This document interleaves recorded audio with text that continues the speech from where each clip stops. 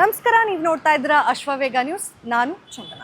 ನಾವೆಲ್ಲ ಚಿಕ್ಕ ವಯಸ್ಸಿನಲ್ಲಿ ಸ್ಕೂಲಿಗೆ ಹೋಗಬೇಕಾದ್ರೆ ಒಂದಷ್ಟು ಪಠ್ಯ ಪುಸ್ತಕಗಳನ್ನು ಬ್ಯಾಗಲ್ಲಿ ಹಾಕೊಂಡು ಹೋಗ್ತಾ ಇದ್ವಿ. ಅದಕ್ಕೆ ಅದರದ್ದೇ ಆದಂತಹ ಹೆಸರುಗಳು ಕೂಡ ಇತ್ತು. ಅಂದರೆ ವಿಜ್ಞಾನ, ಗಣಿತ, ದೈಹಿಕ ಶಿಕ್ಷಣ, ಕನ್ನಡ, ಹಿಂದಿ, ಇಂಗ್ಲೀಷ್, ಈ ರೀತಿಯಾದಂತಹ ಒಂದಷ್ಟು ಪುಸ್ತಕಗಳನ್ನು, ಅಂದರೆ ಈಗಲೂ ಕೂಡ ಅದೇ ಪುಸ್ತಕಗಳಿದೆ, ಅವನ್ನೆಲ್ಲ ಬ್ಯಾಗ್ ಹಾಕೊಂಡು ಹೋಗ್ತಾ ಇದ್ವಿ. ವಿಜ್ಞಾನ ಅಂತಲೇ ಕರಿತಿದ್ವಿ, ಅದಕ್ಕೇನು ಹೊಸ ಹೆಸರಿರಲಿಲ್ಲ.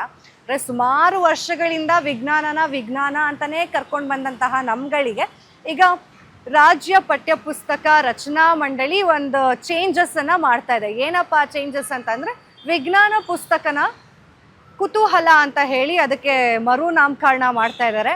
ಆ್ಯಂಡ್ ಗಣಿತ ಪ್ರಕಾಶ, ಕನ್ನಡನ ಸಿರಿಗನ್ನಡ, ಹಾಗೆ ದೈಹಿಕ ಶಿಕ್ಷಣನ ಮೌಲ್ಯ ಶಿಕ್ಷಣ ಅಂತ ಹೇಳಿ ಅದಕ್ಕೆಲ್ಲ ಹೊಸ ಹೆಸರನ್ನು ಕೊಡ್ತಾ ಇದ್ದಾರೆ. ಆ್ಯಂಡ್ ಇದು ಯಾಕೆ ಈ ರೀತಿಯಾದಂತಹ ನಿರ್ಧಾರನ ತಗೊಂಡ್ರು ಅನ್ನೋದನ್ನಾದರೆ, ಅಂದರೆ ಮಕ್ಕಳಲ್ಲಿ ಓದುವ ಉತ್ಸಾಹ ಜಾಸ್ತಿ ಆಗಲಿ, ಅವರಿಗೆ ಹೊಸ ವಿಷಯಗಳನ್ನು ಕಲಿಸೋದಕ್ಕೆ ಪ್ರೇರಣೆ ಆಗಲಿ ಅಂತ ಹೇಳಿ ಈ ರೀತಿಯಾದಂಥ ಒಂದಷ್ಟು ಚೇಂಜಸ್ಗಳನ್ನು ಮಾಡ್ತಾ ಇದ್ದಾರೆ. ಅಂದರೆ 2020ರ ರಾಷ್ಟ್ರೀಯ ಶಿಕ್ಷಣ ನಿಯಮ ಹಾಗೂ 2023ರ ರಾಷ್ಟ್ರೀಯ ಪಠ್ಯಕ್ರಮ ನಿಯಮಗಳ ಅನುಗುಣವಾಗಿ ಈ ಪುಸ್ತಕಗಳಲ್ಲಿ ಬದಲಾವಣೆಗಳಾಗ್ತಾ ಇದೆ. ಆ್ಯಂಡ್ ಇಂಗ್ಲೀಷಲ್ಲಿ ವಿಜ್ಞಾನನ ಏನು ಕುತೂಹಲ ಅಂತಲೇ ಕರೀತಾರೆ ಅನ್ನೋ ಕ್ಯೂರಿಯಾಸಿಟಿ ನಿಮಗಿದ್ರೆ, ಖಂಡಿತವಾಗೂ ವಿಜ್ಞಾನನ ಇಂಗ್ಲೀಷ್ನಲ್ಲಿ ಕ್ಯೂರಿಯಾಸಿಟಿ ಅಂತಲೇ ಅಂತಾರೆ. ಸೊ ಆ ಬುಕ್ಕಿಗೆ ಕ್ಯೂರಿಯಾಸಿಟಿ ಅಂತಲೇ ನಾಮಕರಣ ಮಾಡ್ತಾ ಇದ್ದಾರೆ. ಆ್ಯಂಡ್ ನಿಜಕ್ಕೂ ಅದೊಂಥರ ಚೆನ್ನಾಗಿದೆ ಅಲ್ವಾ, ವಿಜ್ಞಾನ ಅಂದರೆ ಕುತೂಹಲ ಅನ್ನೋ ಥರ. ಆ್ಯಂಡ್ ಮಕ್ಕಳಿಗೆ ಹೆಸರನ್ನು ಮಾತ್ರ ಚೇಂಜ್ ಮಾಡೋದು ಅಲ್ಲದೆ, ಪುಸ್ತಕದ ಹೆಸರುಗಳನ್ನು ಮಾತ್ರ ಬದಲಾಯಿಸೋದಲ್ಲದೆ, ಅದನ್ನು ಒಂದು ಸ್ವಲ್ಪ ಔಟ್ಲುಕ್ಕು ಕೂಡ ಬದಲಾವಣೆ ಮಾಡ್ತಾ ಇದ್ದಾರೆ. ಆ್ಯಂಡ್ ಅದರಲ್ಲಿರುವಂತಹ ವಿಷಯಗಳನ್ನು ಕೂಡ ಬದಲಾವಣೆ ಮಾಡೋದಕ್ಕೆ ನಿರ್ಧಾರಗಳನ್ನು ಈಗಾಗಲೇ ತಗೊಂಡಿದ್ದಾರೆ. ರಾಜ್ಯ ಪಠ್ಯಪುಸ್ತಕ ರಚನಾ ಮಂಡಳಿಯವರು ಈಗಾಗಲೇ ನಿರ್ಧಾರನ ಕೂಡ ತಗೊಂಡಿದ್ದಾರೆ. ಅಂದರೆ ಪುಸ್ತಕಗಳು ನೋಡೋದಕ್ಕೂ ಕೂಡ ಬೋರಿಂಗ್ ಆಗಿಲ್ಲದೆ, ಅಷ್ಟೇ ಒಂದು ಸ್ವಲ್ಪ ಮಕ್ಕಳಿಗೆ ಕ್ಯೂರಿಯಾಸಿಟಿ ಬರುವಂತಹ ಅಂಶಗಳನ್ನು ಇಟ್ಕೋಬೇಕು ಅಂತ. ಅಂದರೆ ಇವಾಗ ಪ್ಲೇನ್ ಬುಕ್ಲೆಟ್ಗಳನ್ನು ನಾವು ನೋಡ್ತಾ ಇದ್ವಿ ಹಿಂದೆ, ಆದರೆ ಇವಾಗ ಕಲ್ಲರ್ ಬುಕ್ಲೆಟ್ಗಳು, ಹಾಗೆ ಮರ, ಅದರಲ್ಲಿ ಒಂದಷ್ಟು ABCD ಸ್ಕ್ವೇರ್ಸು, ಬಾಕ್ಸು, ಈ ಥರ ಟ್ರಯಾಂಗಲ್ಲು, ಆ ರೀತಿಯಾದಂತಹ ಒಂದು ಇನೋವೇಟಿವ್ ಆಗಿ ಬುಕ್ಗಳನ್ನು ತಯಾರು ಮಾಡಬೇಕು ಅಂತ ಹೇಳಿ ಒಂದು ನಿರ್ಧಾರ ಆಗಿದೆ.